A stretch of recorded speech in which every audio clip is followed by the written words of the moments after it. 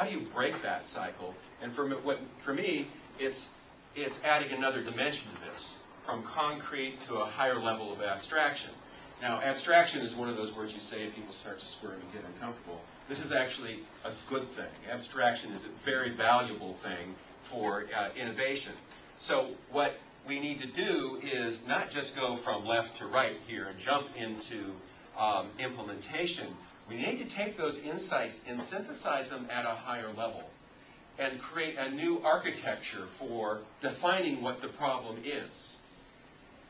That's taking the time, and it really doesn't happen very often that organizations give themselves the permission to think and redefine what the problem is, actually design the problem.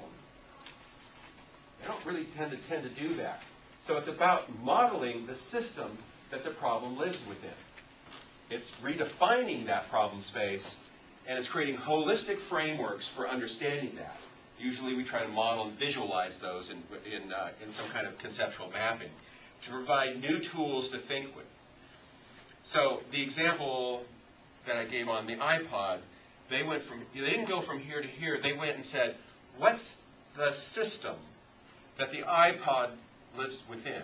How can we redefine the problem statement? And what they did was they said, quite smartly, that the problem space was really about digital convergence.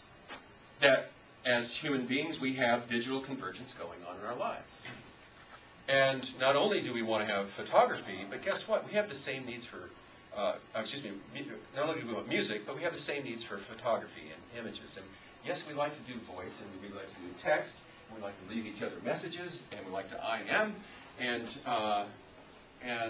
you know, if you keep going down that world, you start to see, now we've got, the problem is really digital convergence. How can we take and create a platform to address the customer need to address digital convergence?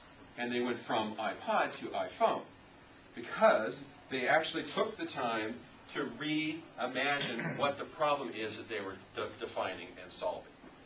One of the great quotes I like from Buckminster Fuller, you never change things by fighting the existing reality. To change something, build a new model that makes the existing model obsolete. And that's really what I'm advocating for. So as innovators, yes, we can move and transact down here with efficiency, control, and predictability, but when we want to do transformational change, when organizations need to actually define whole new opportunities and really disrupt the market, there needs